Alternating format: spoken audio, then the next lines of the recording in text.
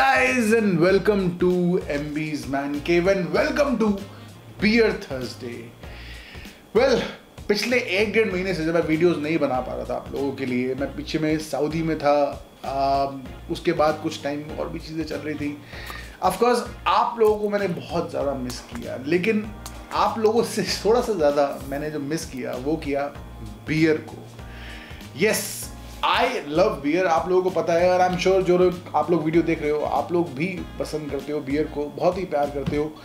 And for me the love for beer is not just about कि भाई मुझे एक स्ट्रॉन्ग बियर पीनी है, लागर बियर पीनी है. I love trying different kinds of beer. मैं हमेशा आप लोगों को बोलता हूँ कि कुछ ना कुछ नया ट्राई करते रहा करो. और इसीलिए आज के बियर थर्सडे में मैं आप लोगों के लिए लेकर आया हूँ रिव्यू इस बियर का, जिसका नाम है फेल्डश्लॉप्शन बियर. एक बार मैंने नाम बोल दिया बियर का, दोबारा नहीं बोलूँगा. इतना मतलब इंडिया में लोगों से स्मिर्नॉफ नहीं बोला जाता ढंग से, और ये इतना बड़ा बम भोसड़े वाली बियर ले आए हैं भाई. क्या मतलब, आई एम श्योर बियर का जो नाम है, इसके मतलब जर्मन नाम है, उसके पीछे आई एम श्योर कुछ मतलब होगा. I am sure you know the name is quite popular in overseas market, European market की अगर हम बात करें, बट यहाँ पे इंडिया में कहाँ चलते हैं ऐसे नाम यार. I don't know. मतलब आप जाके अगर वाइन स्टोर में भी जाओगे तो क्या बोलोगे भाई, वो बम भोसड़े वाली बियर दे दो. मतलब आई हैव नो आइडिया कि what is the reason of you know introducing a bear with such a complicated name. I am sure जब उन्होंने लॉन्च करते हैं तो ये नहीं सोचते कि ये बियर एक दिन इतनी फेमस हो जाएगी, पूरे वर्ल्ड में ये एक्सपोर्ट होगी. But I'm sure there should be some strategy in place for the international market. I think at least एक pronunciation guide देनी चाहिए बियर के साथ, हर एक कैन, हर एक बॉटल के साथ, ताकि एटलीस्ट लोगों को नाम तो याद रहे इस बियर का. And there are 2-3 different variants जो मैंने देखे हैं इस बियर के आते हैं. One thing which I have to say कि काफ़ी आई कैचिंग बियर है. जब भी मैं जाता हूँ वाइन शॉप में मैं देखता हूँ ये वाली बियर को और मन करता है कि एक बार उठा के ज़रूर ट्राई करूं, बिकॉज कुछ अलग लगती है बियर, देखने में कुछ अलग लगती है, मन करता है इसे ट्राई करने का. I do like the can, it's simple, it's bold, very masculine looking. And I am a fan of dark beer, stout beer की अगर मैं बात करूं तो. Although this is not a stout beer. क्या डिफरेंस होता है इसके बारे में मैं भी बताऊँगा आप लोगों को.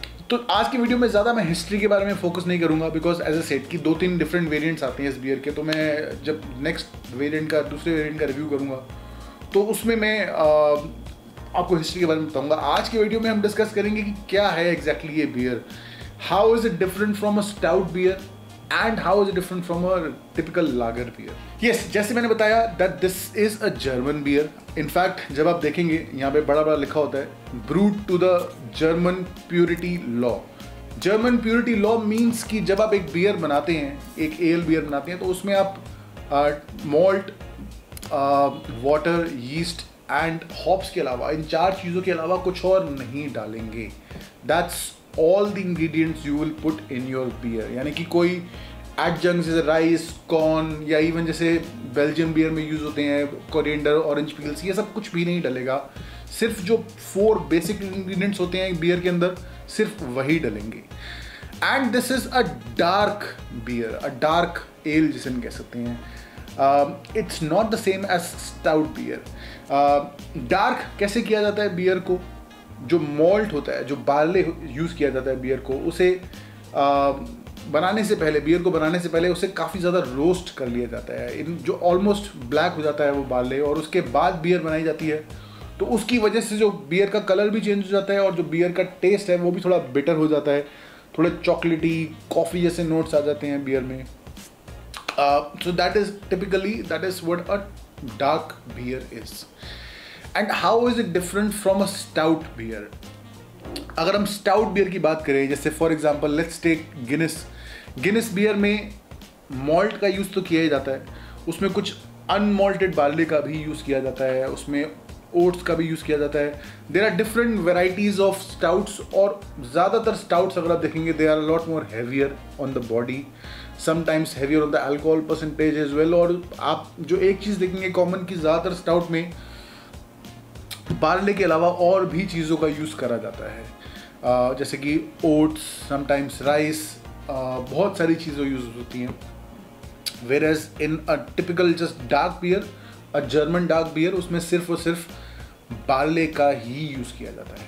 नाउ ये जो एक चीज़ है आई थिंक बहुत बड़ा डिफरेंस लेके आती है बियर के अंदर, because depending on what kind of beer you like, अगर आपको गिनेस बियर पसंद है और अगर आप एक्सपेक्ट करते हैं ऐसे कि आपको गिनेस जैसा टेस्ट मिलेगा, I can tell you that you will be disappointed because this is nothing like Guinness.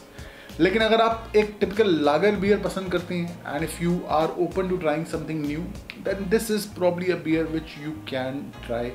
It will give you bit more of a bolder flavour. So that's basically the difference between a typical dark beer and a stout. So this is not a stout, this is a dark beer. It comes with 5% alcohol percentage. तो एक light beer की तरह आप से कहेंगे. Although I'm pretty happy with a 5% beer. I think I would not call it a light beer. It's a pretty medium bodied beer. And price इसका I think काफ़ी ज़्यादा ऊपर नीचे होता रहता है. यहाँ पर ये दिल्ली से ली गई है बियर, इसका प्राइस 220 रुपीज़ है, which is fine I think for a can. If you by it from Gurgaon may be आपको अराउंड 150 तक की मिल जाएगी, and if you by it from may be in other cities शायद हो सकता है थोड़ा ज़्यादा पड़े आपको. बट स्ट्रेट अवे ओपन करते ही एक जो बहुत बड़ा डिफरेंस है गिनेस और इसमें, दैट गिनेस में नाइट्रोजन का यूज़ होता है, उसमें एक फ्रिजेट बॉल होती है जो नाइट्रोजन रिलीज़ करती है. This comes with standard carbon dioxide, और उसकी वजह से इसमें आपको एक हल्का सा एक वो जो कार्बन डाइऑक्साइड का एक खट्टापन होता है वो आपको फील होगा. That is again a differentiating factor from a stout या एटलीस्ट गिनेस. हर स्टाउट में ज़रूरी नहीं है कि नाइट्रोजन का यूज़ किया जाए, but as you can see कि जो बबल्स हैं वो काफ़ी बड़े हैं इसके अंदर. And here you go. So this is a dark beer as you can see, but I would not call it like a completely black beer. अगर मैं इसे कंपेयर करूँ गिनेस से, it is definitely a bit more lighter. Almost एक dark brown tinge है इस beer के अंदर, आप देख सकता हूँ मैं इसके अंदर. आई एम श्योर आप लोगों को भी कैमरे में दिख रहा होगा, which slightly sets it apart. So it's not completely black. It's more like a dark, very dark shade of brown. I'm definitely getting some hoppy aroma from this. There is a bit of, I would not call it malt, maybe a bit of caramel जैसा मुझे हल्का हल्का aroma आ रहा है, बहुत ही हल्का हल्का. On the nose, I will say कि काफ़ी pleasant beer है. I definitely find it quite pleasant on the nose. चलिए टेस्ट करके देखते हैं. Cheers to all of you.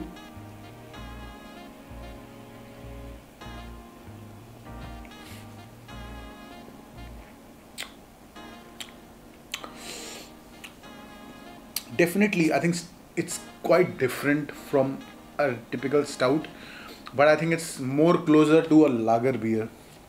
Start जब होती है तो काफ़ी it's on the sweeter side. You feel that caramelization of barley on your tongue. एक sweetness tinge सा आपको मिलेगा.